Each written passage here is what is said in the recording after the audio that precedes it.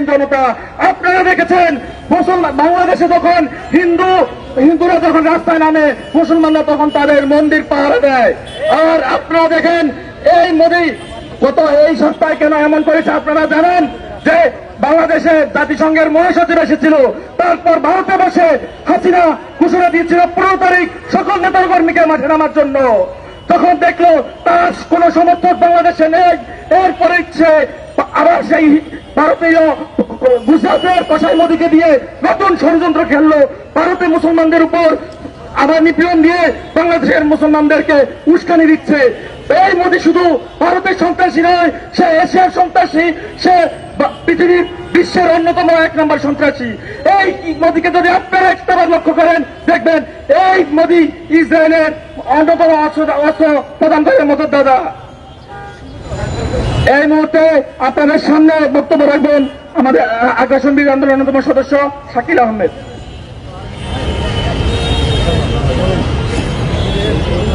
আসসালামু আলাইকুম প্রিয় তাহির জনতা।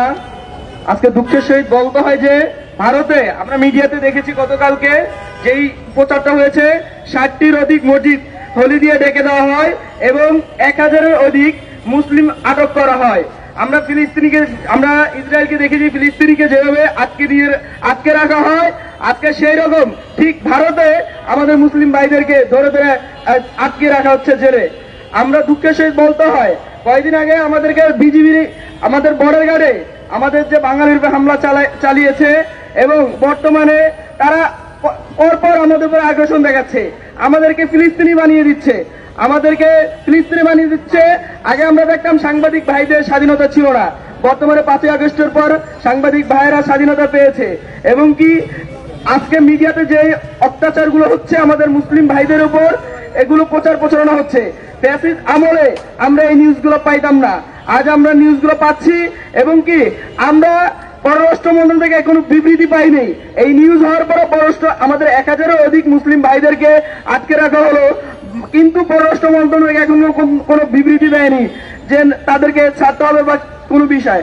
আমরা পররাষ্ট্র মন্ত্রণালয়কে হুঁশিয়ার করে দিতে চাই, তারা অতি শীঘ্রই এটা নিয়ে যদি বিবৃতি না দেয়, আমরা পররাষ্ট্র মন্ত্রণালয়কে ঘেরাও দেব।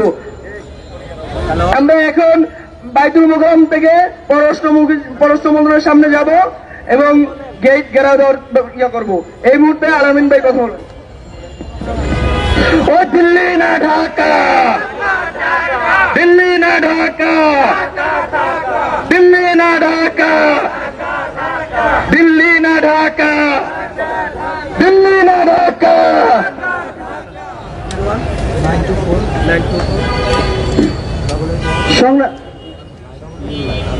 সম্মানিত যারা আমাদের মিডিয়ার ভাইরা আছেন, আপনারা আমাদের সাথে থাকবেন। দেখুন, আজকে এই আন্দোলন শুধু আমাদের না, এই আন্দোলন আমাদের সকলের।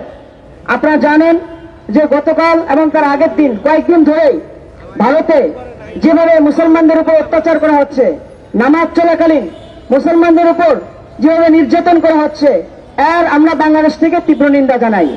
পাশাপাশি আমরা দাবি জানাই যে বাংলাদেশ সরকার অতি দ্রুত ভারতীয় রাষ্ট্রদূতকে ডেকে নিয়ে এসে এর জবাবদিহিতা করুক এবং বাংলাদেশের যে পররাষ্ট্র মন্ত্রণালয় আছে তারা এর একটা বিবৃতি দেখ, এই দাবি জানাই। অতি দ্রুত তারা বিবৃতি দেখ এবং ভারতীয় রাষ্ট্রদূতকে ডেকে নিয়ে এসে যেই সমস্ত মুসলমানদের উপর অত্যাচার করা হচ্ছে, কেন করা হচ্ছে, এর জবাব তারা চায়। আমরা আশাবাদী অতি শীঘ্রই রাষ্ট্র এই বিষয়ে পদক্ষেপ নেবে। এই পর্যায়ে আপনাদের সামনে বক্তব্য প্রদান করবেন আজকের এই বিক্ষোভ মিছিলের সম্মানিত আহ্বায়ক, আমাদের সকল ওস্তাদ হযরত মাওলানা মুফতি রেদওয়ান হাসান। বক্তব্য রাখবেন সাধারণ আলেম সমাজের অন্যতম আহ্বায়ক হযরত মাওলানা মুফতি রেদওয়ান হাসান। সংগ্রামী সাথী ও বন্ধুগণ, আপনারা জানেন ভারতে ইদানিংকালে পরিকল্পিতভাবে মুসলিম নির্যাতন বেড়ে গিয়েছে। মসজিদে নামাজ পড়তে বাধা দেওয়া হচ্ছে, মুসলিমদেরকে ধর্মীয় স্বাধীনতা হরণ করা হচ্ছে, কাশ্মীরের মুসলিম নাগরিকদের অধিকার খর্ব করা হচ্ছে, তাদের রাজনৈতিক অধিকার খর্ব করা হচ্ছে। 5 আগস্টের পরে বাংলাদেশে সংখ্যালঘু নির্যাতনের মেকি খবরে ভারত যেভাবে মায়ের কান্না দেখিয়েছে, এখন বাংলাদেশ কেন এই বিষয়ে চুপ আছে?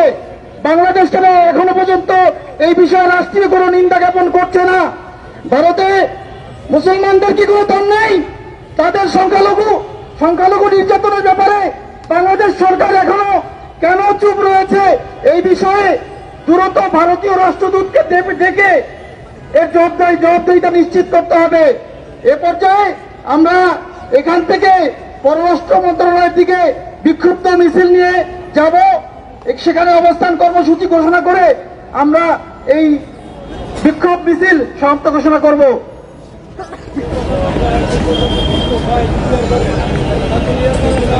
নারে তাকবীর, নারে তাকবীর, আল্লাহু আকবার।